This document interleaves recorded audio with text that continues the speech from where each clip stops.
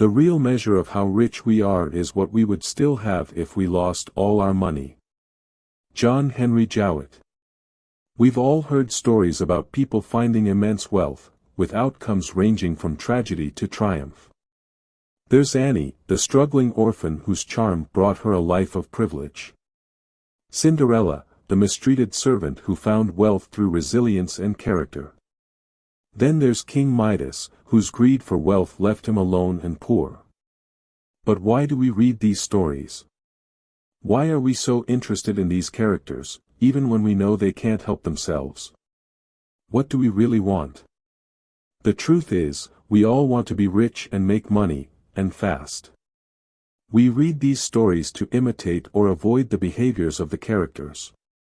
We want to learn from them, to find money like they did, and most importantly, to be wealthy like them.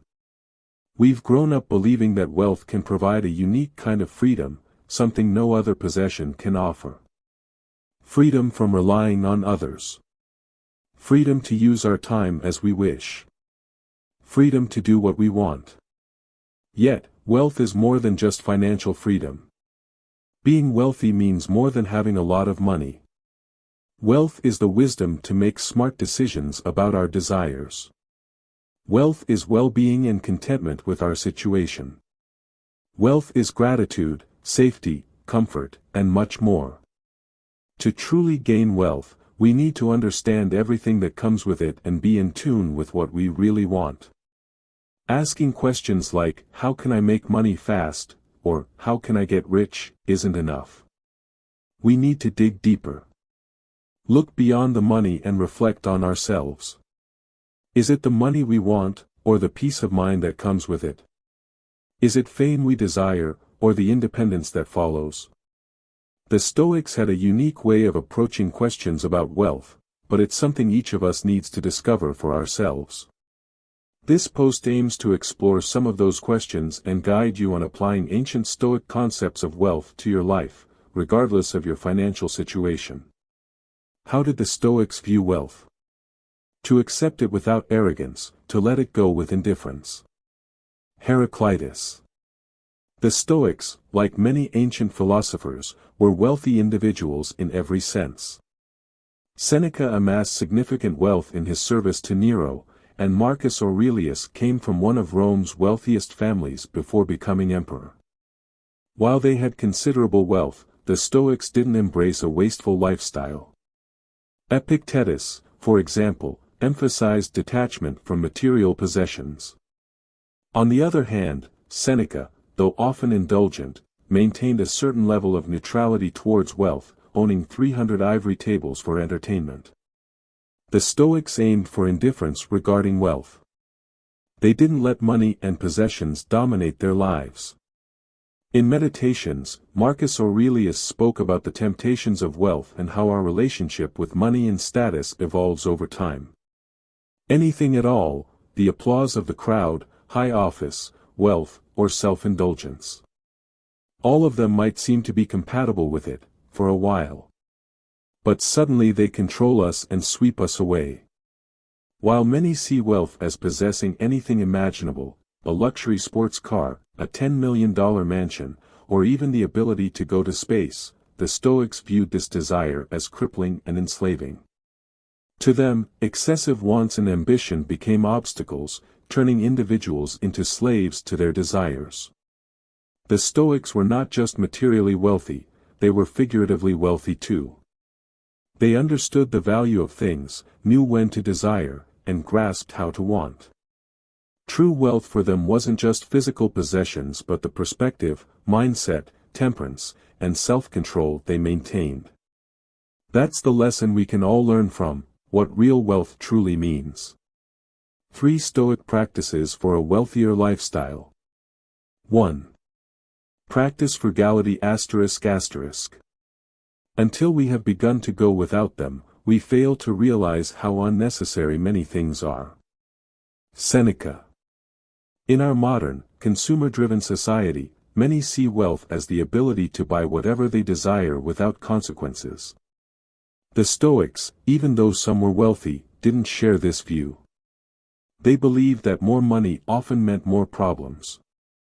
Seneca advised reflection not just in terms of gaining wealth but also in handling it.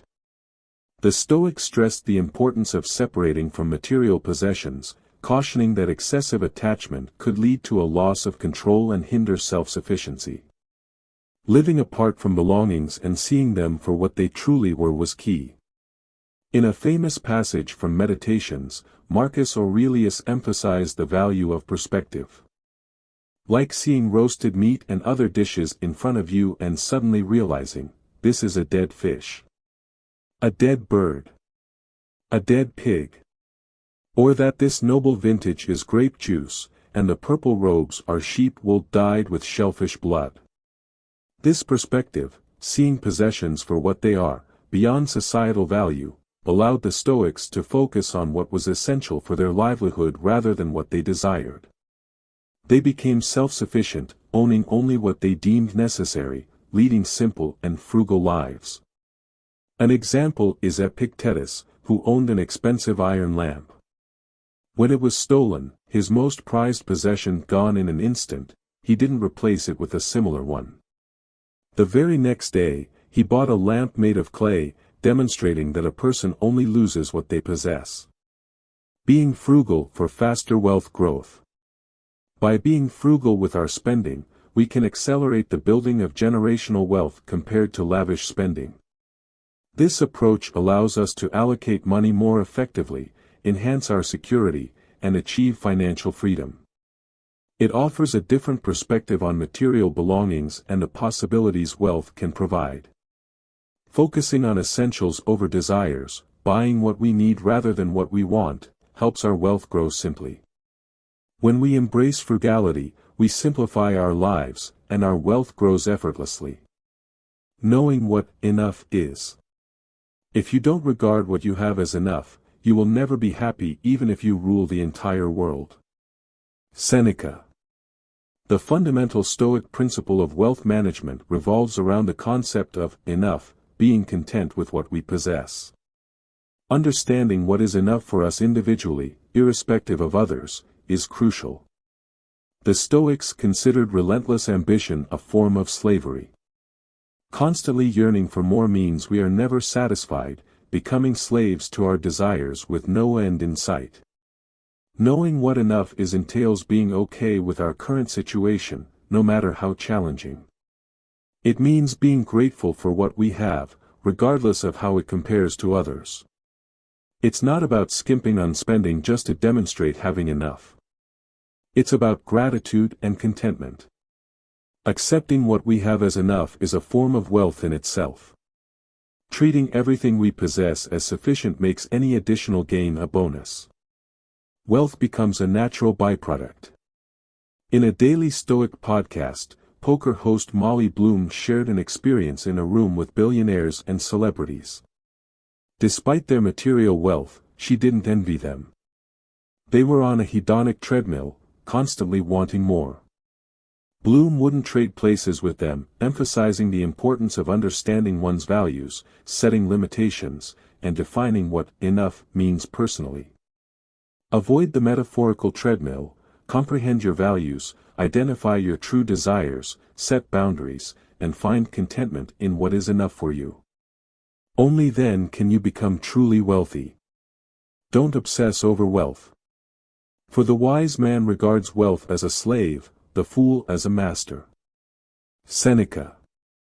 As illustrated in the earlier King Midas story, encountering vast wealth doesn't guarantee happiness or genuine wealth. Despite the opportunity of a lifetime to have as much gold as he wanted, King Midas's relentless pursuit of riches consumed his life, leading to sacrifices that altered his existence. The lesson from King Midas, though ancient, holds contemporary significance: avoid obsessing over your wealth. Endlessly pursuing wealth rarely leads to positive outcomes. While you may accumulate significant wealth, consider what you sacrificed to achieve it. What image of yourself did you leave behind? What did your family sacrifice? In the pursuit of wealth, it's common to sacrifice values, character, and time. Life is short, and the constant quest for money may lead to a life wasted. Marcus Aurelius captures this sentiment. You've wandered all over and finally realized that you never found what you were after: how to live. Not in syllogisms, not in money, or fame, or self-indulgence. Nowhere. This isn't to discourage making money. The Stoics believed it's acceptable for a virtuous person to strive for wealth, to a reasonable extent. If your work is virtuous and provides the opportunity for wealth, why not pursue it? However, the Stoics emphasized having the right definition of money. One must understand what they truly want and whether they already possess it. The message is not to immerse oneself in the pursuit of money or make it the top priority. Obsessing over wealth makes us slaves to our ambitions, sacrificing the independence we thought we had. Historical figures like Cato and Cicero refused large bribes, valuing their autonomy over immense wealth. Don't obsess over money. Keep yourself a priority.